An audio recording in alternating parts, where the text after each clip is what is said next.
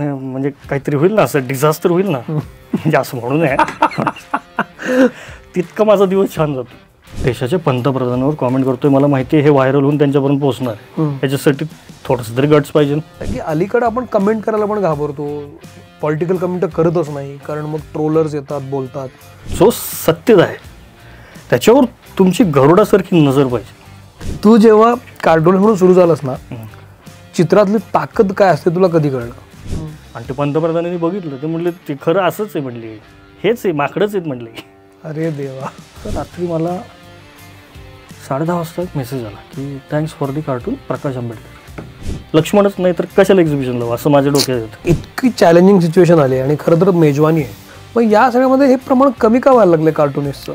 स्वतःला शहाणा समजते वगैरे असं नाही, पण मला असं एक्साइटमेंट नाही की कुठला तरी तरुण मुलगा काहीतरी छान करतोय, मी बघतोय त्याचं. माझ्यासाठी हे BJP नाही आहे, हे काँग्रेस नाही आहे, हे मोदी नाही आहे, हे राहुल नाही आहे, हे माझ्यासाठी सगळे सब्जेक्ट्स आहेत.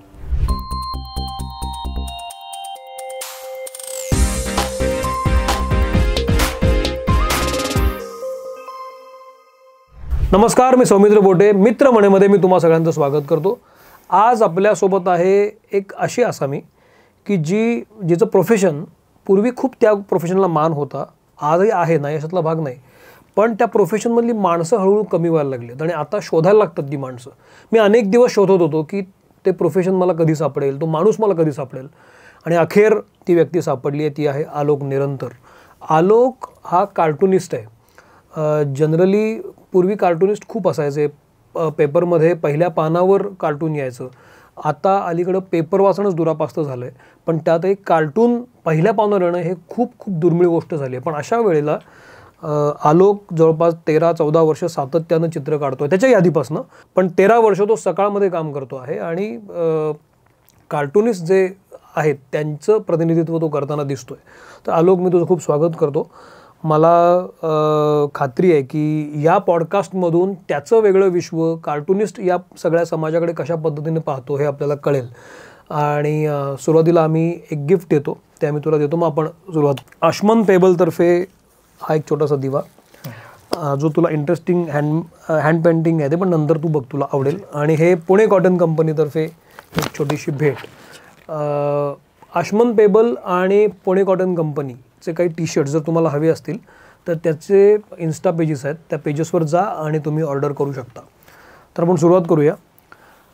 तुम्हाला माहिती आहे का, हा टेक तिसरा आहे, कारण आम्ही गेले 2 टेक घेतले आणि टेक्निकल प्रॉब्लेम झाला आणि साऊंडच येईना. त्यामुळं हा तिसरा टेक आहे जो आता फायनल होणार आहे अशी मी आशा करतो. आणि मग मला मध्ये मध्ये बोलताना हा बोलला आलो की ह्या सगळ्या ही जी काही विसंगती ह्याच्यामध्ये मला कार्टून दिसायला लागतं, व्यंग दिसायला लागतं आणि मग माझा दिवस होतो. तर हे बघ, हे असं खरं खरं करतो आम्ही सगळं. तर मला हाच प्रश्न विचारायचा आहे की अलीकडं आपण कमेंट करायला पण घाबरतो, पॉलिटिकल कमेंट तर करतच नाही, कारण मग ट्रोलर्स येतात, बोलतात.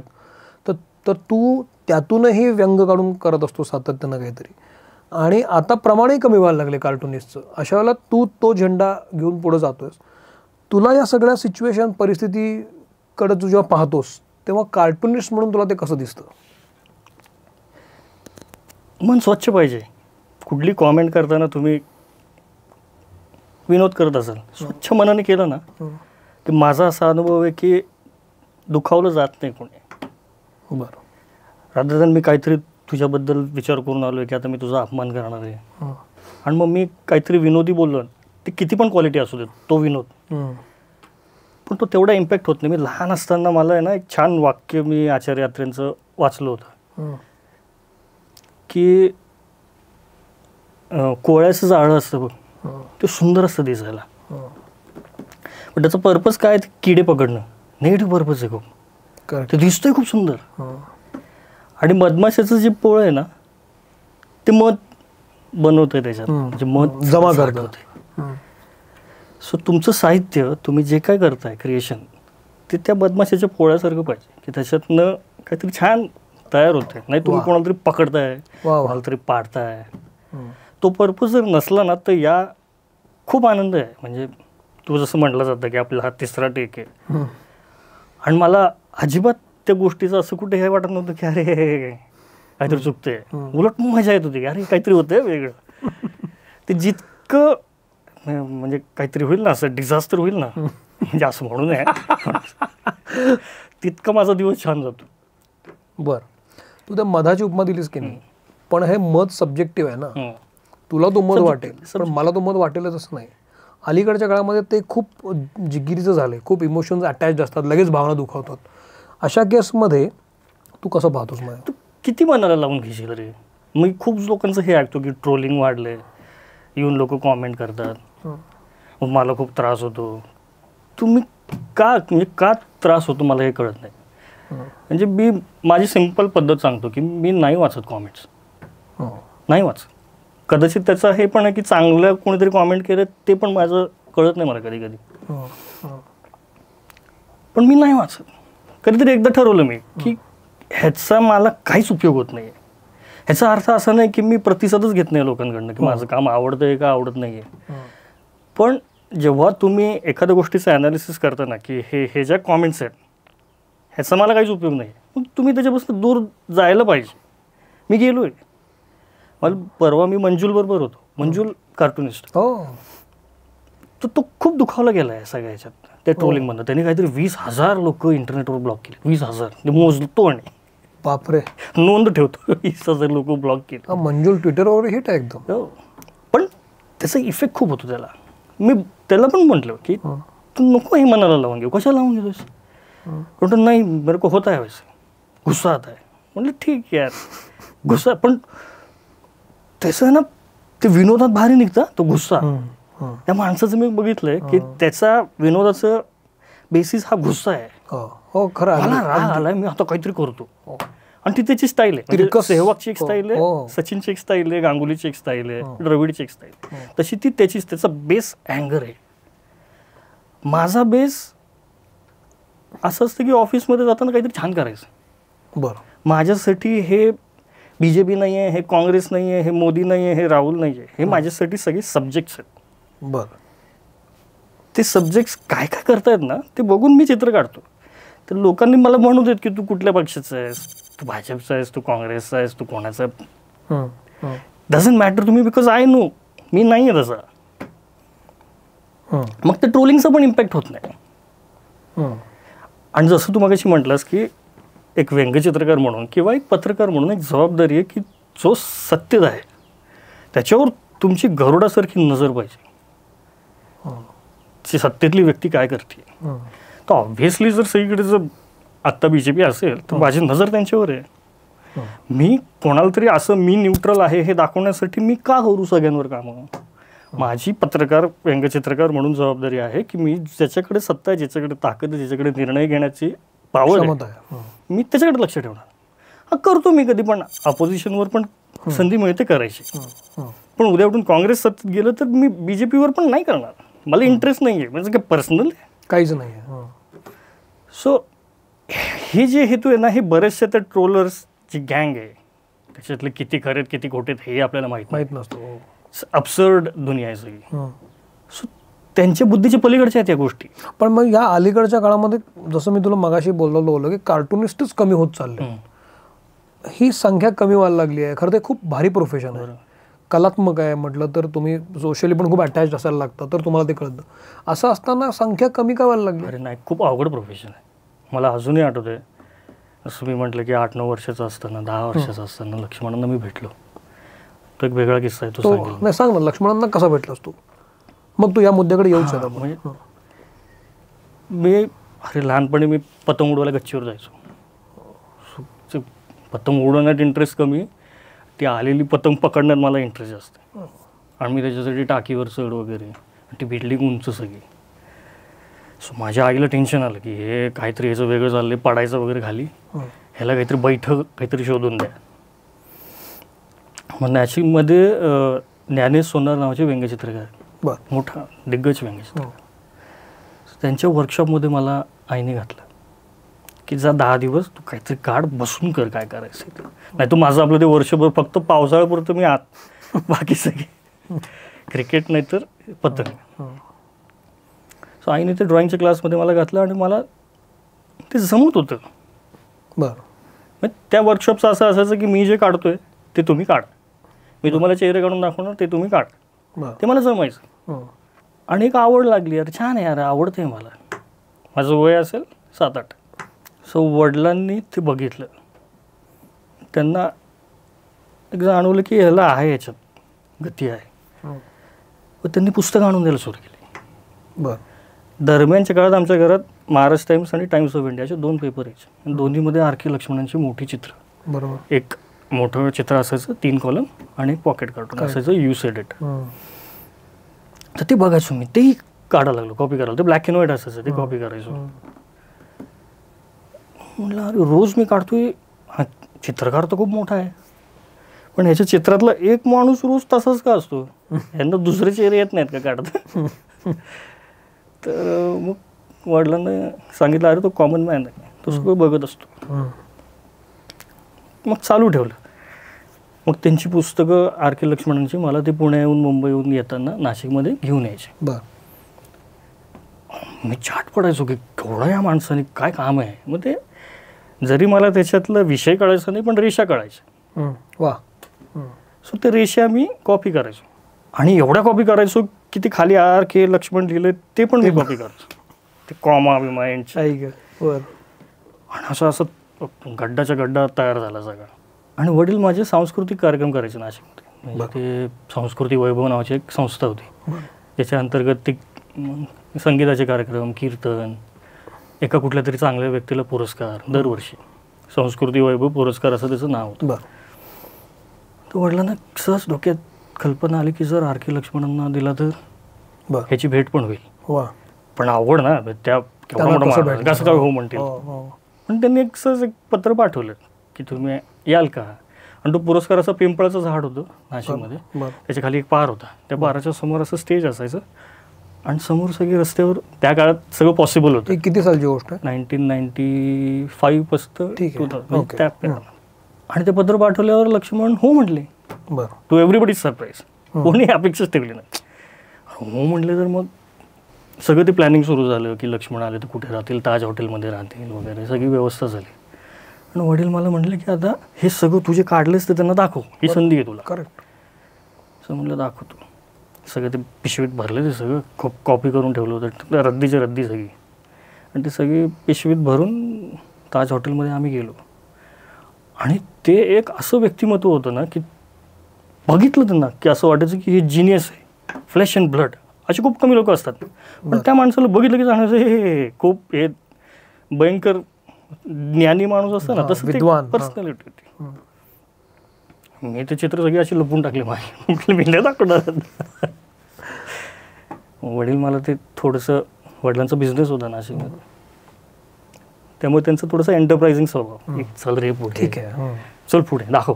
मग मी ते दाखवलं एक पुस्तक काढून. तर त्याच्यामध्ये लक्ष्मणांचे सगळे कॅरिकेचर्स मी कॉपी केले होते. पहिले बाळासाहेब ठाकरेंचं होतं, दुसरं कुठलं संजीवा रेड्डी होतं. ही नावंही मला ती मी कधी लोकही बघितली नाही, तर संजीवा रेड्डी वगैरे मला सगळी आर.के. लक्ष्मणांच्या कार्टूनमधनं कळली. वा. नावं लक्षात येत कारण मी कॉपी केली. तर त्यांनी ती बघितली, ते म्हटले आई हे माझं आहे. म्हटलं होच ते तुमचंच आहे, मी कॉपी केलं आहे. मग त्यांनी ती 3-4 पुस्तकाची पटपट बघितली, सगळ्यात कॉपी करून ठेवलं होतं. म्हटलं हे माझ्याकडे राहू दे, उद्या सकाळी ये मला भेटायला. म्हटलं ठीक आहे. दुसऱ्या दिवशी सकाळी मी गेलो आवरून मस्त. त्या दिवशी त्यांना नाशिकमध्ये दाखवायचं होतं सगळं. तर वडील मला म्हटले आता तू त्यांच्याबरोबर गाडीत बस, तुला बोलता येऊ न येऊ, तू गाडीत बसायचं आणि फिरायचं त्यांच्याबरोबर. म्हटलं ठीक आहे फिरतो. घाबरत घाबरत मी गेलो. तर ते मला म्हटले तुझं कुठे बॅग, कुठे स्केचबुक, पेन कुठे. तर मी आपलं कॉपी करणार आहे, ते घरातच असतं ना सगळं. कॉपी करायचं म्हटलं की तुमच्या घर बेडपाशी सगळं ठेवलं. म्हटलं माझ्याकडे काही नाही. म्हटलं कसं चित्रकार होशील रे तू, तुझ्याकडे काहीच नाही बरोबर. जाऊ ते पेपर तरी आहे का. म्हटलं नाही. मग ते ताज हॉटेलच्या काउंटरवरनं एक पेपर घेतला आणि पेन घेतला. तर त्या पेनने त्यांनी कॅपिटल बोल्ड लेटरमध्ये असं लिहिलं की stop कॉपिंग, कॉपिंग someone else's work is like eating from someone else's plate, start doing original work. अशी आर.के. लक्ष्मण मोठी साई की दुसऱ्याचं कॉपी करणं हे दुसऱ्याच्या उष्ट्या थाळीतनं खाल्ल्यासारखं आहे, नको करूस कॉपी. आता मला काहीच कळेना, माझं वय कमी त्यावेळेस. हा खूप प्रत्येकाला एक मेसेज लागतो ना आयुष्यात, हा माझा आहे आणि हा कायम राहील. कायम अंगावर अजून एक आठ एक मेसेज माणसाला लागतो नाही. त्या वेळेत नाही कळलं, पण आज कळतंय. त्या वेळेत ठीक आहे, घेतलं मी, गाडीमध्ये बसलो त्यांच्याबरोबर. पण त्यांचं ते असं त्यांचा एक विक्षिप्त स्वभाव त्यांनी तयार केला होता की तू काहीतरी प्रश्न विचारला ना तर I will make it very difficult for you, तू पळून जाशील शेवटी, असं त्यांना गंमत वाटायची. आणि लोकांना वाटायचं की किती तुसड्या माणूस आहे. तुसडा नव्हते ते रिॲक्शन बघायची. बरं. आता फॉर एक्झाम्पल आम्ही त्या लायब्ररीमध्ये मी गेलो होतो, त्यांना कुठलं तरी होती ती लायब्ररी, आठवत नाही मला नीट. आणि एक वयस्कर माणूस लक्ष्मणांना बघून पळत आला की मी तुमचा खूप मोठा फॅन आहे, माझा असं आहे, मला तुम्ही सांगाल का हे कसं आहे वगैरे काहीतरी त्यांनी प्रश्न विचारला. 2-3 प्रश्न त्यांनी सलग विचारले. तर लक्ष्मण, मी शेजारी बसलो होतो, मला म्हणले हा तुमच्या प्रश्नांची सगळी उत्तर दिल्याला विचारा, आर.के. लक्ष्मण काम कसं करतो. म्हणजे तू काय करणार, तू म्हातारा माणूस गेला निघून. खरं हे असं. किंवा आता मी त्र्यंबकेश्वर दाखवायला गेलो होतो त्यांना गाडीत बसून. तर त्या पावसाचे दिवस होते, सगळा चिखल झाला होता असा. मिसेस लक्ष्मण ह्या खूप म्हणजे ते धार्मिक होत्या, ते देवाचं मनापासून करायचं. तर ते म्हटलं अरे त्र्यंबकेश्वरला आलोय, जाऊयात आतमध्ये. आणि मिसेस लक्ष्मण नंतर माझ्या इतक्या जवळ, म्हणजे आम्हाला अगदी आजीसारखे झाले होते. पण त्या काळात मला ते फार खडूस वाटले. म्हटले काय खडूस बाई आहे, ह्याच्यापेक्षा ही खडूस आहे. तर त्या आतमध्ये गेल्या. म्हटलं बरं झालं ह्या आतमध्ये गेल्या, ह्यांच्याबरोबर बसू. मग आम्ही एका असं पारावर बसलो होतो तिथे. मला म्हटले, आणि समोरून एक बाई चालली होती, डोक्यावरनं असं काहीतरी तिने घेतलं होतं, काहीतरी विकत चालली होती. नऊवारी साडी घातली होती, पिंक कलरची, सगळं आठवतंय मला. मला म्हटलं ते बघ, ते कशी चालते बघ, डोक्यावर कसं पकडले, ती चालताना पायाच्या कपड्याची घडी कशी पडते, तोंड उघडल्यावर तिचं तोंड कसं दिसतंय, डोळे बंद होत आहेत का, भोवया वर जात आहेत का, हे सगळं बघायचं आणि तिथल्या तिथे स्केचबुकमध्ये काढायचं. नाहीतर तू कधी शिकणार नाहीस. असं केलं तरच शिकशील. आणि माझा अनुभव असा आहे की आता तू असं बसलंच इथे, मी तुला काढलं तर माझ्या मेमरीत ते लाईफ टाईमसाठी सेव्ह होईल. पण मी तुला काढलेलं जर कोणी काढलं तर ते चांगलं होईल, पण ते मेमरी स्टोअर नाही होणार त्याच्या. हां, मी हे सिक्रेट आहे हे सांगून टाकतो. नाही होत, सेव्हच नाही होत. तुमची सिस्टीम ते सेव्हच करत नाही, कारण तुझ्या डोक्याला ते परिश्रमच लागत नाहीत ना नोटीस करण्याचे. कोणीतरी ऑलरेडी जर काढून ठेवलंय तर ते कॉपी करण्यात तेवढे परिश्रम नाही आहेत. करेक्ट, एफर्ट्स आहेत. तुला तू काढलंस तर ते परिश्रमच नाहीत. आता मी तुझं बघतोय की हात बोट असं ठेवलंय, मग एक नस दिसते, ते अंगठी आहे शेजारी, मग तो हात असा ठेवल्यावर थोडीशी सावली पडते का खाली, हे सगळे जे ऑब्झर्वेशन आहेत ना, हे मी एकदा पेपरवर काढले की ते स्टोअर होऊन जातात. मग मी ते कधी पण काढू शकतो, त्याचा फायदा मला पुढे होईल. बरं. सो हे त्यांना सांगायचं होतं मला त्यावेळेस. मला कळत नव्हतं, पण त्यांना सांगायचं होतं की ही पद्धत आहे शिकायची. गुरु पाहिजे ना आयुष्यात. ते हे गुरु नसलं तर तुमचं, मी तसंच कॉपी करत बसलो असतो कुठेतरी. पण मग तू तिथं बसून तेव्हा चित्र काढलं? नाही, कळतच नव्हतं काही. स्केच ते स्वतःच म्हटलं तुझ्याकडे स्केचबुक नाही, तू कसं चित्र करूशील. मी पण ऐकत होतो, वाक्य सगळी लक्षात आहेत. बरं. मग ते सगळं झाल्यावरती गेले मुंबईला परत. आणि वडिलांना मी विचारलं की अहो त्यांनी असं लिहून दिलं, मी काय करू. वडील म्हटले तुला काय वाटतं. म्हटलं मला तो माणूस हुशार वाटतो. म्हटलं मग फॉलो कर ते जे सांगतायत ते. पेपर घेतला आणि म्हटलं आता काहीतरी ओरिजिनल काढू. ओरिजिनल काढायला पहिले तर तुमच्याकडे कल्पना पाहिजे. मला काहीच येत नव्हतं. मी आतापर्यंत ते काढतायत ते काढतोय. ते बुश काढले तर मी बुश काढणार, ते मुशरफ काढले तर मी मुशरफ काढणार, त्यांनी वाजपेयी काढले तर मी वाजपेयी काढणार, ते कॅप्शन सगळे मी कॉपी करणार. आता ओरिजिनल म्हणजे काय. तर मी तसंच बसलो. मग वडिलांनी मला एक कल्पना दिली की असं असं काढ, हे 2 पुढारी काढ, ते असे चालले आहेत, पायऱ्या आहेत, आणि त्याला असं कॅप्शन लिही आणि कॉपी करू नको, जसं जमतंय तसं ओरिजिनल काढ. आणि माझा जो सराईत झालेला हात होता ना कॉपी करण्यात, मी पटकन 2 मिनिटात सगळं काढायचं. ते ओरिजिनल काढताना एवढा स्ट्रगल करायला लागला. जमत माणूस साधा मला काढायचं उभा असलं जमत नाही. एवढं डिग्गीची डिग्गी काढलेली भी जमतच नाही न बघता. त्यामुळे एखादं कॉपी करून. तर पण या सगळ्या प्रवासामधनं तुझी सुरुवात झाली. मग तू पुन्हा लक्ष्मणला कधी भेटला. मग ते ओरिजिनल चित्र काढलेलं बाबांनी फॅक्स केलं लक्ष्मण. बरं. टाइम्स ऑफ इंडियाच्या ऑफिसमध्ये. तर त्यांचं विदिन 2 मिनिट्समध्ये रिप्लाय आला की now you are on the right track, अरे वा, कंटिन्यू. आणि तसं मी मगाशी म्हटलं की वडील असे एंटरप्राइजिंग होते खूप, की चल जाऊन लक्ष्मणांना भेटू, काही कारण नाही. त्यांचा वाढदिवस असला तरी जायचो, पण काही कारण नसलं तरी जायचो. आणि पद्धत कशी थोडीशी गमतशीर आहे की जायचं पुण्याला, काही माहीत नाही ते आहेत का नाही पुण्यात. आयरिस पार्क औंधमध्ये त्यांचा बंगला होता, तर आम्ही जायचो तिथे. आणि तिथे त्या काळात कॉईन बॉक्सचे फोन असायचे, तर तिथनं फोन करायचा की मी असं असं माझं काहीतरी खोटंच सांगायचं की पुण्यात लग्न होतं, ते आता संपलंय, तर माझ्याकडे थोडासा वेळ होता, मी तुम्हाला 2 मिनटं भेटून जाऊ का, 2 मिनटं. आता 2 मिनटाला कोण नाही म्हणणार, तुमच्या घराखाली उभं आहे, ठीक ये म्हणायचे. तर मी जायचो वरती. आणि जाताना मला वडील अजून काय सांगायचे की ते तुला विचारतील चहा पाहिजे का, कॉफी पाहिजे का, हो म्हणायचं, तेवढं तुला 10 मिनटं अजून मिळतील त्या घरात बसायला. छोट्या छोट्या गोष्टी असतात आयुष्यात. मग ते त्यांनी विचारायचे तुला कॉफी पाहिजे का, म्हणलं हो. आणि ते कसं होतं माहिती आहे का, आरके लक्ष्मण त्या आमच्या घरामध्ये स्नो लेपर्ड सारखे होते, ते दिसायचेच नाहीत. ते एकदम डिसिप्लिन व्यक्तिमत्व. आणि कधी कधी असे दिसायचे, असे गेलेले आणि परत गेले, तोपर्यंत मी मिसेस लक्ष्मण बरोबर. आणि असं म्हणायची पण हिंमत नाही व्हायची की मी जाऊन भेटू का लक्ष्मणांना. बरोबर आहे, हो. नाही का, मी फक्त तुम्हाला विचारलं होतं येऊ का 2 मिनटं.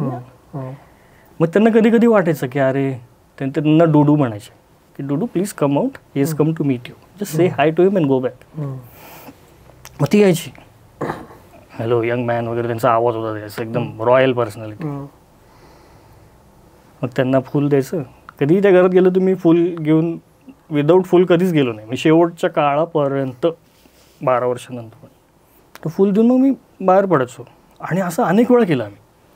बाबा मला पुण्याला घेऊन यायचे, मी त्या घराच्या खालनं फोन करायचो की मी असं असं आलो, येऊ का. आणि एक संबंध तयार झाले की एक नाशिकहून मुलगा फुल घेऊन येतो. बरं. त्यांचं इंट्रोडक्शन सुरुवातीला असं असायचं की this is boy who comes with a flower. मग त्यांना कळालं की अरे छान. मग ते चित्र दाखवायची, कधीतरी ग्रीटिंग घेऊन जायचं. त्याच्यात कार्टून्स मी केलेले असायचे, अगदी सोसो, पण स्वतः केलेलं. तुला असं वाटलं होतं की आपण कार्टुनिस्ट म्हणून आपलं करिअर होऊ शकेल? कसं होतं रे, माझा स्वभाव खूप इंट्रोवर्ट होता. म्हणजे मी त्या काळामध्ये वडील सांगतात म्हणून करत गेलो, वाहवत गेलो. कदाचित ती डेस्टिनी असते. आज मला म्हणतात की तुझं काम चाललंय वगैरे, कदाचित त्या काळात. आता बघ ना, मी एखाद्यावर कॉमेंट करतोय, देशाच्या पंतप्रधानावर कॉमेंट करतोय, मला माहिती आहे हे व्हायरल होऊन त्यांच्यापर्यंत पोहोचणार आहे, त्याच्यासाठी थोडंसं तरी गट्स पाहिजे. तो लहानपणीचा मी असा होतो की कोणी असं घरात भेटायला आलं तरी मी आत निघून जाईल, अशा स्वभावाचं मी. आणि विनोद तर सोडूनच दे, म्हणजे मी कधीच विनोद केला नाही. आणि एक लक्षात घे की आपल्याकडे कसं की व्यंगचित्रकार म्हणजे काय रे, तू बोलताना विनोद केले पाहिजेस, असं हसवलं पाहिजे लोकांना, किंवा खूप वाचलं पाहिजे, पेपर वाचले पाहिजेत खूप. आज एक पेपर वाचत नाही, एक पेपर वाचत नाही, काहीच नसतं. मग माझे सोर्स आहेत. पण तुला घडामोडी कळतात कशा? मी अपडेट ठेवतो ना स्वतःला, ते माझी पद्धत आहे ठेवण्याची. मी नाही वाचत पेपर. सो ह्या ज्या इम्प्रेशन्स आहेत ना की तू विनोदी आहेस, म्हणजे तू हे केलं पाहिजेस, तू विनोद केले पाहिजेस. हे पु ल देशपांडे आणि बाबासाहेब पुरंदरेंचा एक किस्सा आहे बघ. बाबासाहेब पुरंदरे पुलांना एकदा म्हटलं की फुलं तुम्ही एवढं विनोदी आहात, तुमच्या घरी सगळं असं मस्त असं विनोदीच असेल ना तुमचे कॉमेंट्स. आणि मग सुनीताबाईच्या हसत असणार. हो ना म्हणले, तुमच्या घरी पण तुम्ही तलवार घेऊन एकमेकांना. तर तसं आहे रे. मी वर्तमानपत्राच्या ऑफिसमध्ये गेलं तर my job is to create 2 jokes every day. बरं. तिथे मी माझा सगळा ह्युमर वापरतो. रोज 2 जोक? पण केवढं हे स्ट्रेस पण असू येत असेल. 15-16 कल्पना दर आठवड्याला. ही प्रोसेस कशी असते? म्हणजे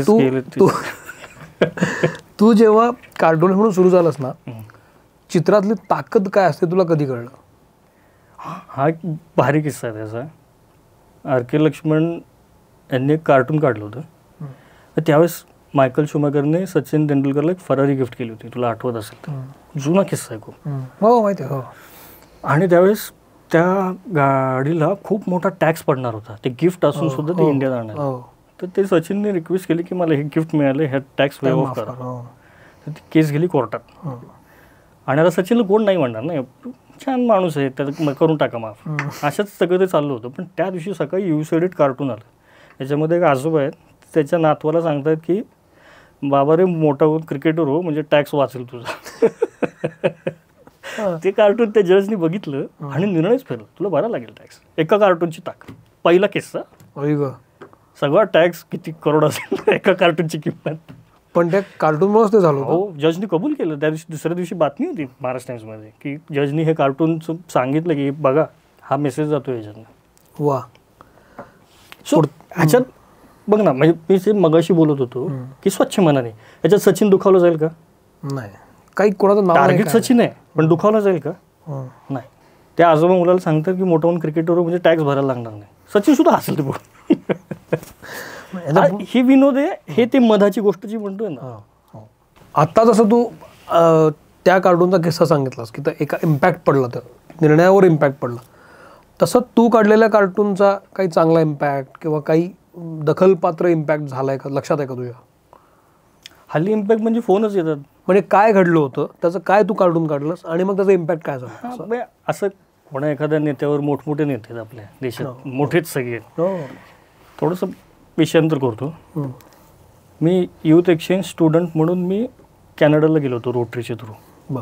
आणि तिथल्या आपलं कसं असतं की इकडचा माणूस तिकडे जातो, 1 वर्ष राहतो कोणाच्या तरी घरी, आणि तिकडचं कोणतरी वेगळ्या देशांनी इकडे येऊन राहतं.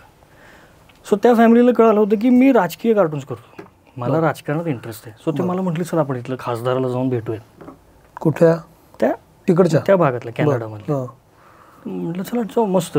आपल्याकडे नगरसेवक पण शेट, पण तिकडे खासदार. आम्ही आत गेलो आणि थोड्या वेळ गप्पा झाल्यावर माझं जे घरातले जे होस्ट फादर होते पुरुष तिथले, त्यांनी झापायला सुरू केलं त्या खासदारला.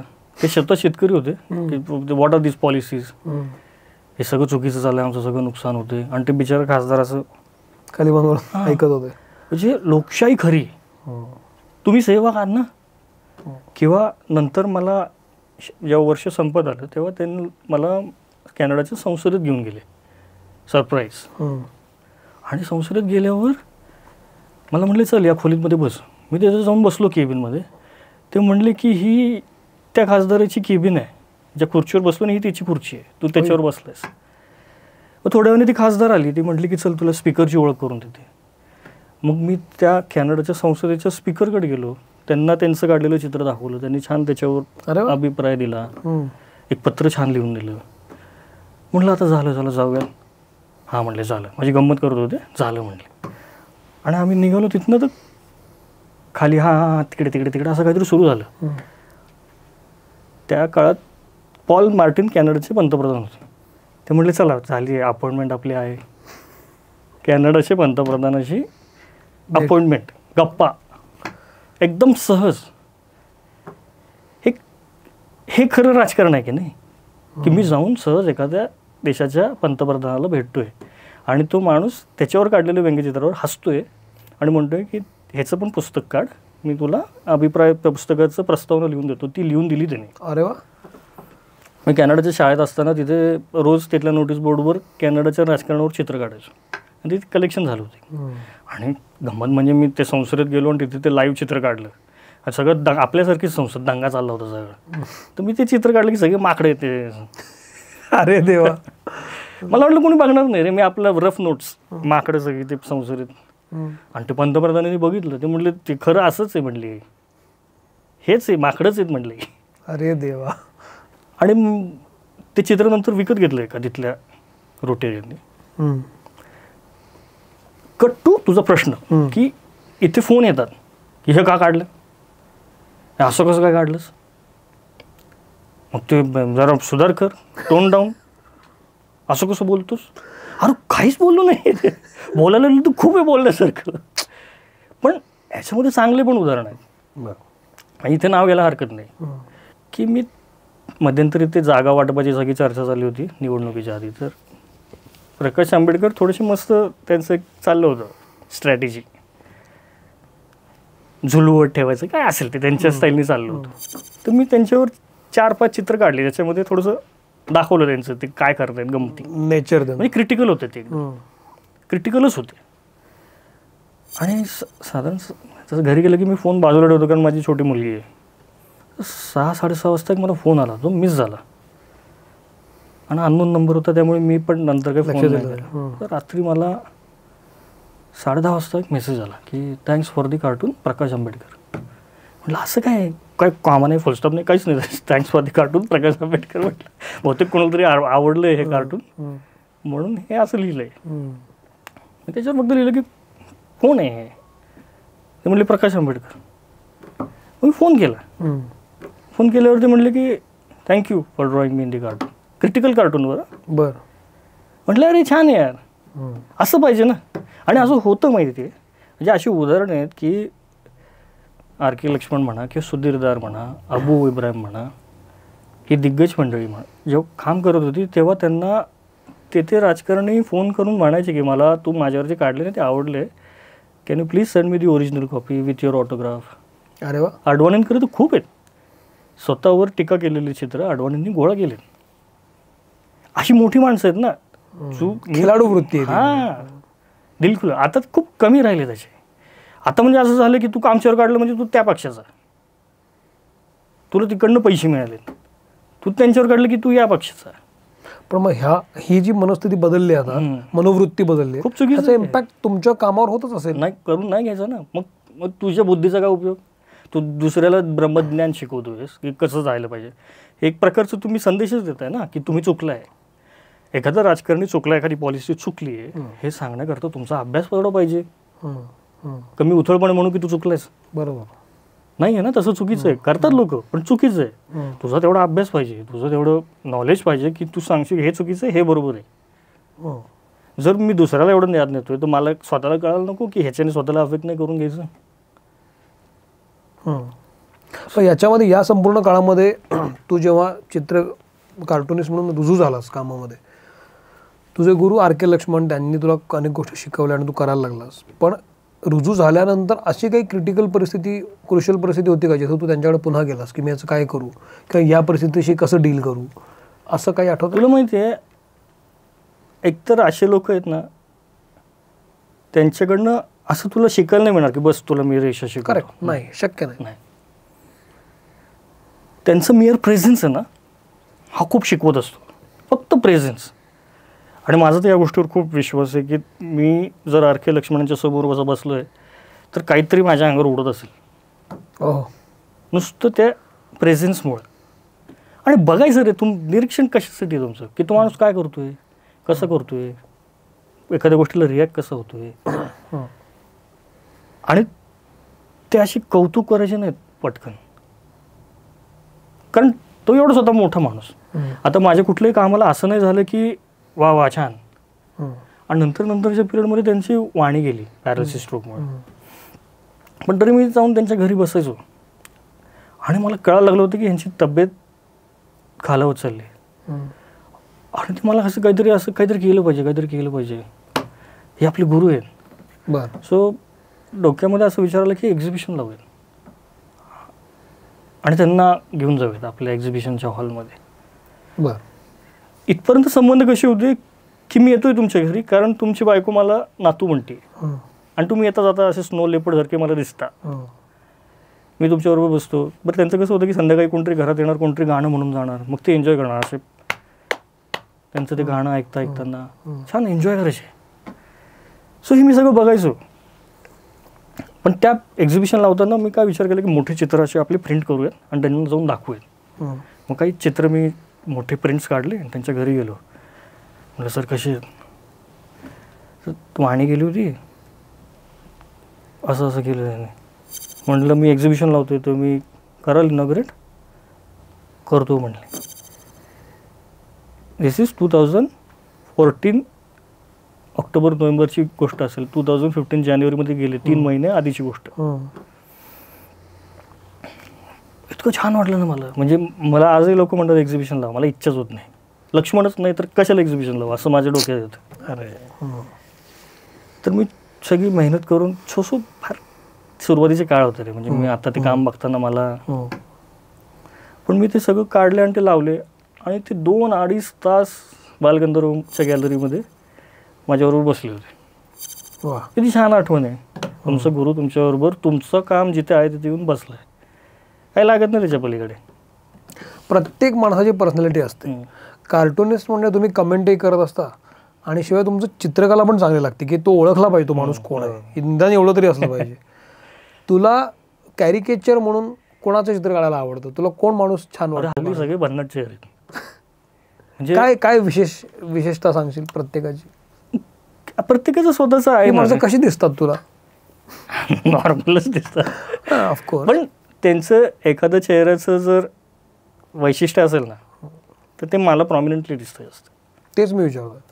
मग ते प्रत्येकाचं वेगळं असतं. म्हणजे मोदींची ओठ म्हणा, सगळं खेळ भुवया आणि ओठावर आहे.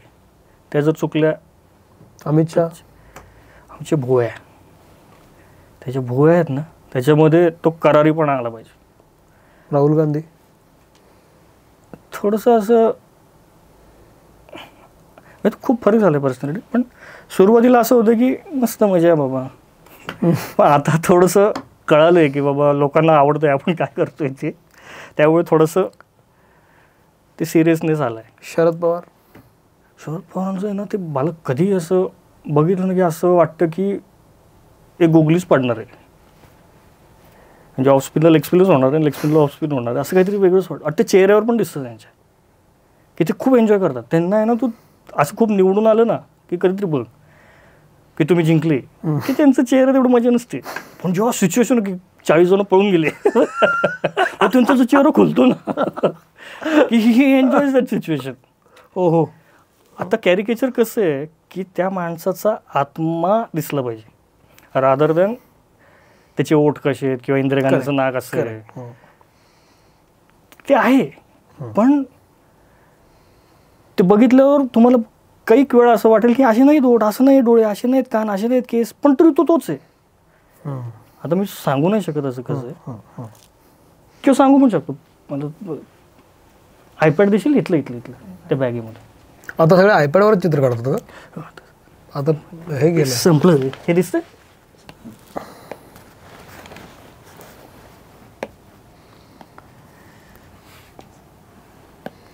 ते उदाहरण म्हणून दाखव.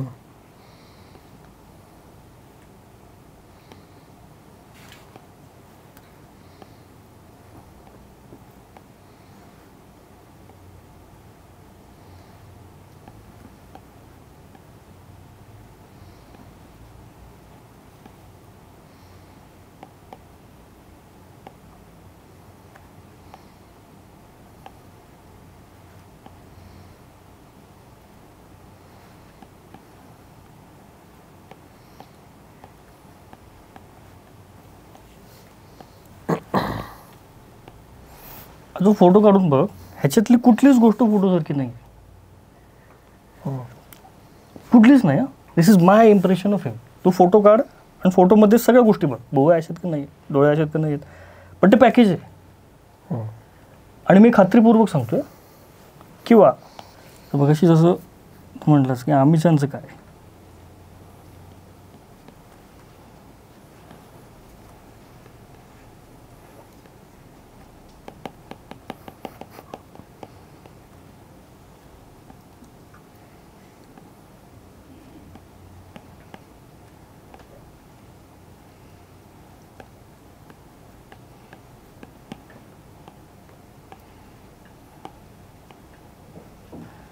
हे कॅरिकेचर आहे का? तर माझ्या हिशोबाने नाही आहे. तू म्हणशील आहे, हे कुठे तयार होणार?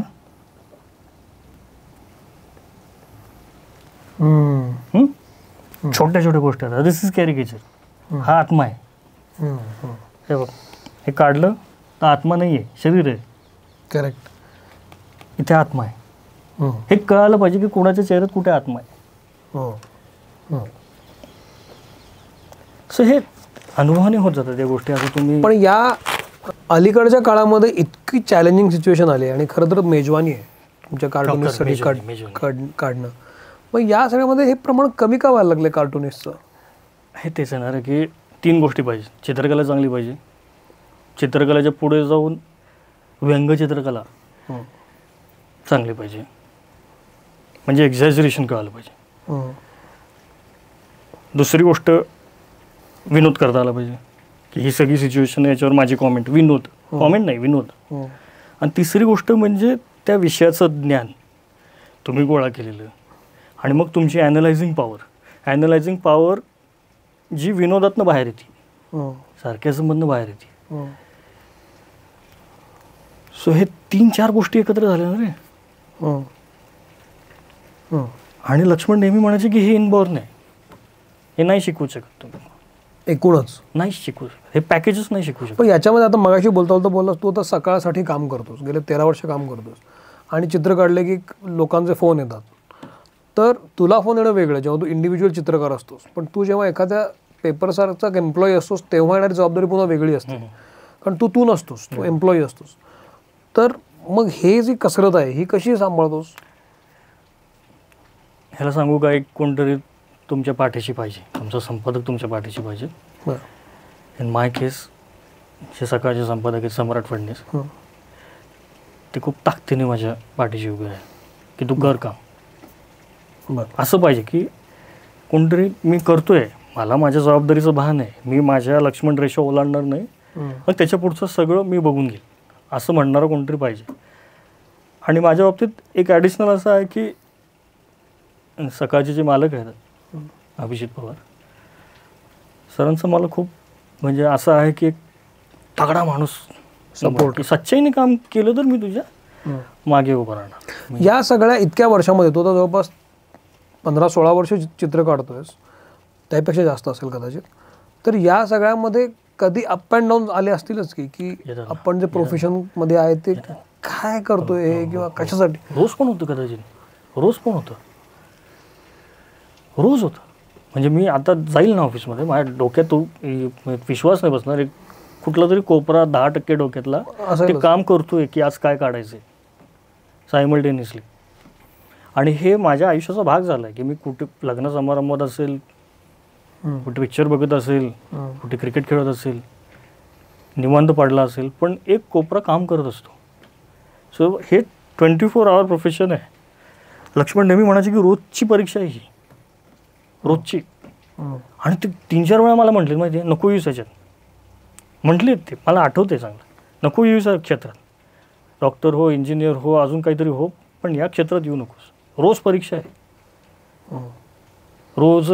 आत्ता अलीकडच्या काळामध्ये जसं मगाशी पण बोललो की ट्रोलर्स असतात, आणि त्याचा मंजुलाला पण त्रास झाला, कारण एका पॉईंटनंतर ते बेअर करणं शक्य होत नाही. आता तुला ते जमलंय म्हणून, पण तुम्ही कार्टुनिस्ट जे आता देशामधले आहात वगैरे, तर तुमचा काही ग्रुप आहे का? तुम्ही काय एकमेकाच्या टचमध्ये असता का? गिव्ह अँड टेक होत असतं का? चर्चा होत असते का? तर काय असते? स्वतःच म्हटलंच की फार कमी आहे. हो ना, पण काय 10 लोक तरी असतील. आम्ही 3 जण आहोत. टाइम्स ऑफ इंडियाचा संदीप आदवर्यू, मंजुल आणि मी, निदान आम्ही 3 तरी संपर्कात असतो. आणि आमचा ग्रुप पण आहे की ज्याच्यावर ऑलमोस्ट रोज संभाषण होतात. आणि ह्याच्यासाठी कसं पाहिजे माहिती आहे, तुम्हाला म्युच्युअल रिस्पेक्ट पाहिजे की मला मंजुलच्या कामाविषयी रिस्पेक्ट आहे, मंजुलला माझ्या कामाविषयी रिस्पेक्ट आहे, मला संदीपच्या कामाविषयी रिस्पेक्ट आहे, त्याला माझ्या कामावर, तरच ते शक्य आहे. अगदी मी कबूल करतो की हे या प्रोफेशनमध्ये लोक खूप इगोइस्टिक असतात, अगदी खूप इगोइस्टिक. म्हणजे माझ्यात तुडुंब भरलेलं आहे. म्हणजे मला असं वाटलं ना की नाही मला याचं काम नाही आवडत, तुम्ही भेटणार पण नाही, खोटं बोलायला पण जाणार नाही की छान छान करतो, मी भेटणारच नाही, माझी पद्धत ती जाणार. पण मला या दोघांविषयी आहे, त्यामुळे मग टच आहे. आता जसं फोन आला कोणाचा, तर मी लगेच त्या ग्रुपवर टाकतो की आज असं झालं, लगेच एक व्हिडिओ कॉल होतो की काय झालं.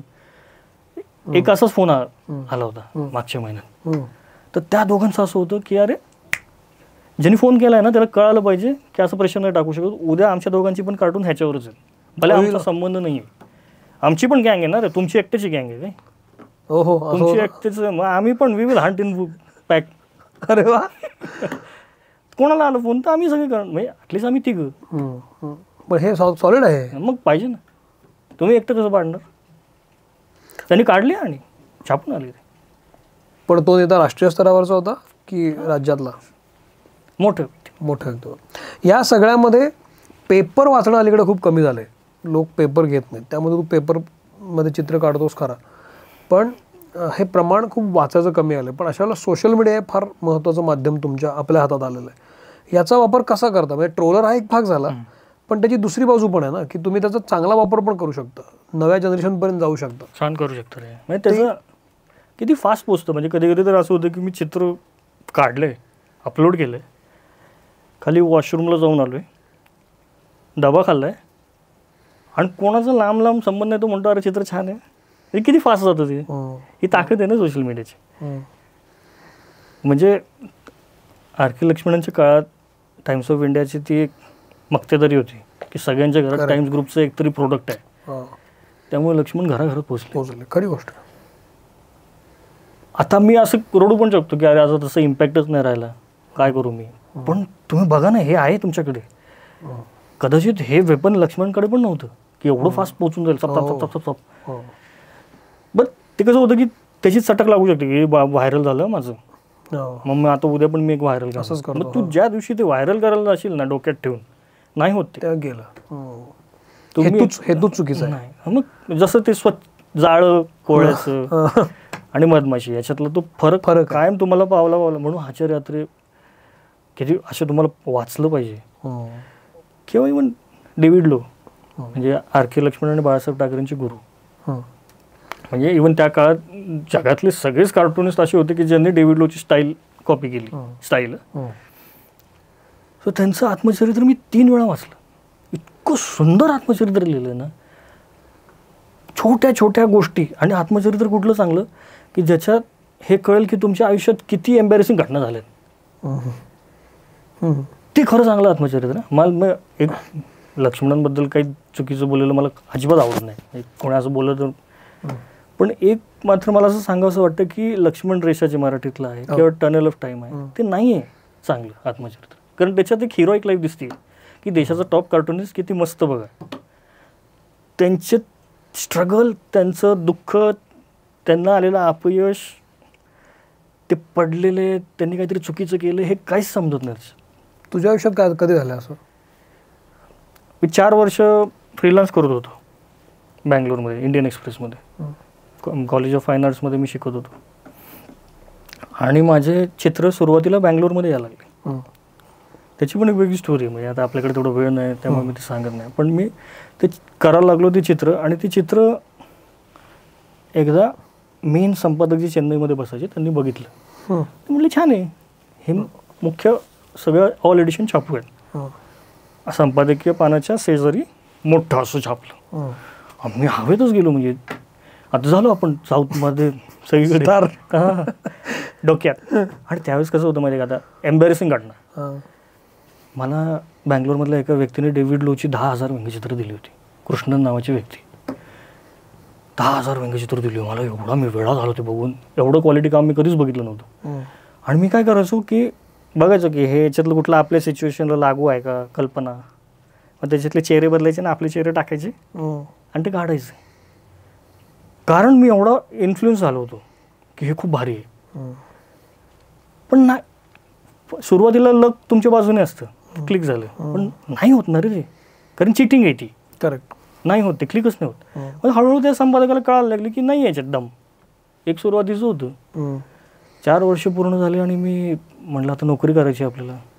तर बँगलोरचे संपादक म्हटले ये तुला मी पगार देतो, नोकरी देतो, सगळं सेटल. इथं नाही, मला मेन जायचं आहे चेन्नईत, मेन कार्टूनिस्ट म्हणून बनायचं. म्हटलं ठीक आहे, जा भेट. तर मी चेन्नईला वडिलांबरोबर ट्रेनमध्ये बसून गेलो. वय माझं 20. बरं. आणि चेन्नईला गेल्यावर पहिले तर संपादक मला भेटायलाच तयार नाही. म्हटलं असं कसं झालं? अर्धा तास झालं मी बसलो, माझी अपॉइंटमेंट आहे. थोड्याने ते दिसले, हां ये. मी गेलो. म्हटलं काय पाहिजे? म्हटलं आता मला असं जॉब वगैरे. तुला काही येत नाही, तुला काही येत नाही, तुझ्याकडे ना ह्युमर आहे ना, तर काय ना काय काहीच नाही तुझ्याकडे.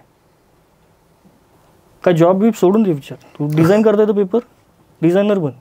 म्हटलं नाही मला ते नाही येत. मग तू लगेच जातो, माझ्याकडे काही नाही तुझ्यासाठी. असं हालतं ना सगळं. पण तोपर्यंत 10 वर्ष झाली होती, माझं काहीतरी चाललंय कसरत. 7-8व्या वर्षापासून 20व्या वर्षीपर्यंत. 20व्या वर्षाला कोणतरी असं बोललं की तुला काहीच येत नाही. तोपर्यंत सगळं असं सक्सेसफुल रे, की या पेपरमध्ये छापलं जाते, नाशिकमधल्या पेपरमध्ये, किंवा लक्ष्मण बरोबर फिरतोय मी, किंवा असं काहीतरी होते. सगळं असं छान हंकी डोरी. पण अचानक कोणतरी म्हटलं की तुला काहीच येत नाही. मी बाहेर आलो त्या केबिनमधनं. मला वडील म्हणले काय झालं? म्हटलं काय नाही झालं, चला. ते म्हणले नाही नाही काय झालं ते तर सांग. ते म्हणले काय नाही चला. ते म्हणले नाही मला एकदा त्याला भेटायचं आहे संपादकाला. मग ते आतमध्ये गेले, काहीतरी बोलले असतील, तेही लवकर बाहेर आले, कारण त्यांना पण एंटरटेन नसेल केलं. आम्ही ट्रेनमध्ये बसून येत असताना पायाखालची जमीनच गायब झाली रे सगळी, की मी व्यंगचित्रकार होणार आणि अचानक कोणतरी मला संपादक मेन संपादक म्हणतो तुला काहीही येत नाही, काहीही, असं नाही की तुझं काहीही येत नाही. नाशिकला आलो, म्हटलं आता काय करायचं. आणि कुठे एक दिवस संध्याकाळ असं जाणवलं की खरं बोललाय रे, काही येत नाही आपल्याला. निव्वळ आपण असं फिरतोय आरके लक्ष्मण बरोबर किंवा काहीतरी करतोय, ह्याची चित्र कॉपी करतोय, कल्पना कॉपी करतोय, आपल्याला काहीच येत नाही. खरं बोललाय तो. आणि मग रियाज सुरू झाला. तो जो रियाज म्हणाला ना, रियाज सुरू झाला, हा रियाज कसा होता, कसा असतो रियाज? आता कसं सांगू रे मी, ते काय चित्रकला घेतलीस, बसावस चित्रकला घेतली नाही, ते की वाचायला घेतली, प्रोसेस असते सगळी. फिजिकल तर येत होतं,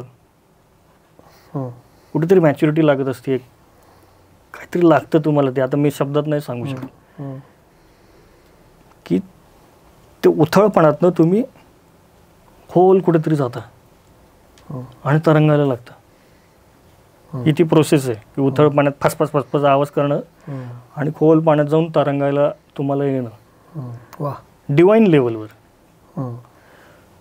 आणि आजही माझ्यासाठी, आता कोण काय पुरस्कार असेल काय असेल, माझ्यासाठी सगळ्यात भारी गोष्ट कुठली माहिती आहे की तो माणूस रेग्युलरली माझे चित्र शेअर करतो. जो मला म्हणला होता की तुला काही येत नाही, तो माणूस माझी रेग्युलरली चित्र शेअर करतो. अरे वा. तर ह्या अशा गोष्टी असतात ना की आज काही हो, मी पहिले होते बघतो की त्याला काय वाटतं माझ्या चित्रावर. मला मॅटर नाही करत ओपिनियन की तुला काय वाटेल, संपादकांना काय वाटेल, अशा अर्थानं नाही, पण तो माणूस जो मला बोललाय ना की तुला काही येत नाही, तो जेव्हा म्हणेल ना अरे अरे, ते माझ्यासाठी. वा. एक शेवटचा प्रश्न विचारतो, मग आपण थांबू. या सगळ्या झोनमध्ये कार्टुनिस्ट कमी होत आहेत, त्यात चित्रकार आपल्याकडे खूप आहेत, म्हणजे फाईन आर्ट्सला खूप मुलं असतात, कमर्शियल आर्टिस्ट होण्यासाठी खूप मुलं असतात, चित्रकार अनेकांना व्हायचं असतं.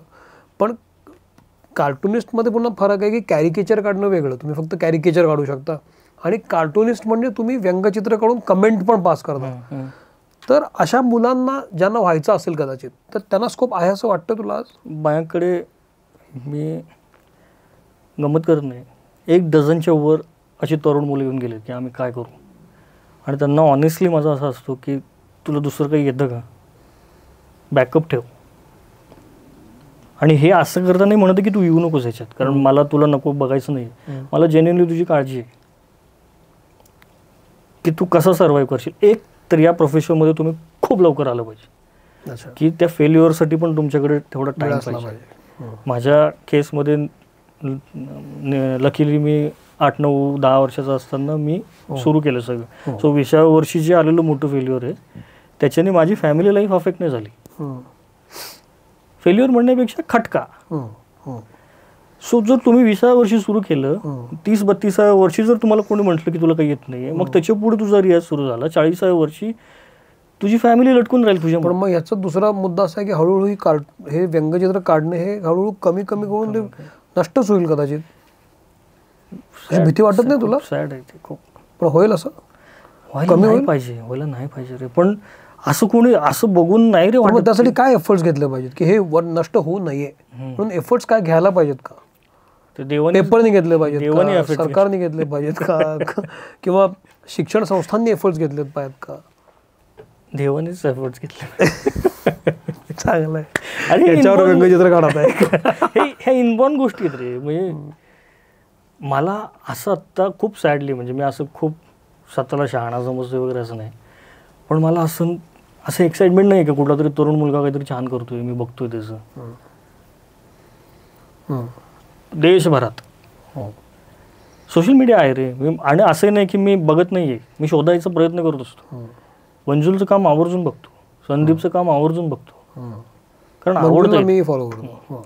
सो त्या लेवलचं काम येत नाहीये, कारण ती डेप्थ नाहीये. वाहवत चाललेत. रीलचा जमाना आलाय 30 सेकंदात. हे नाहीये तसं. हे टेस्ट क्रिकेट आहे.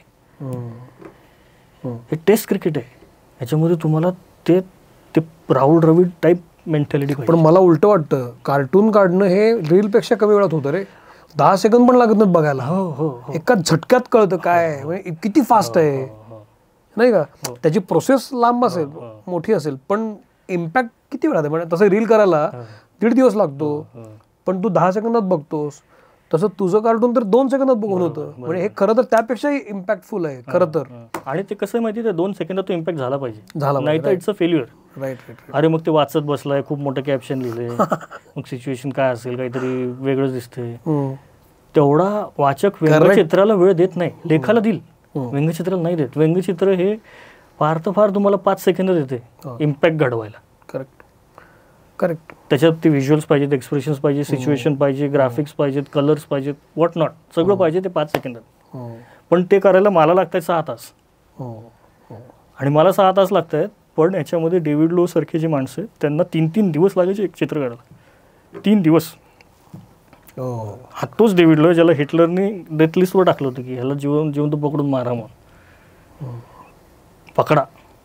एवढा इम्पॅक्ट होता त्याच्या चित्राचा. आता आहे का त्याचा इम्पॅक्ट? काहीतरी व्हल्गर कॉमेंट करून तो इम्पॅक्ट होणारच नाही ना. मला असं वाटतं की हे तू जे बोललास ना, ह्याच्यातच सगळं आहे. की म्हटलं तर सिच्युएशन अशी आहे की तुम्हाला खूप चित्र काढता येतील आणि ही कला राहावी असं मला खरंच खूप वाटतं, कारण त्याला खूप मोठी परंपरा पण आहे. तर तू आवर्जून हा झेंडा पुढे नेतोयस, याबद्दल खरंच तुझं कौतुक, जसं मी आधीही बोललो. पण यातून निदान कार्टुनिस्ट कशा पद्धतीनं बघतो माणसांकडे, सिच्युएशनकडे पाहतो, हे कळलं असेल. आणि तुझ्या निमित्तानं ते एक वेगळं विश्व निदान पाहण्याचा एक मौका आम्हाला मिळाला असं वाटतं. तू आवर्जून मित्रमंडळमध्ये आलास, खरंच थँक्यू, मला बरं वाटलं. मित्रमंडळमध्ये हा एपिसोड कसा वाटला मला जरूर सांगा. सोशल मीडियावर मी आहे, आलोकही आहे, तर व्यक्त व्हा आणि त्याची चित्र जरूर पहा. खूप महत्त्वाचे कमेंट्स असतात त्याच्या चित्रामध्ये. तर मी तर थांबतो. भले ते घडो. पुन्हा भेटू लवकरच. Thank you very much. Thanks Alok.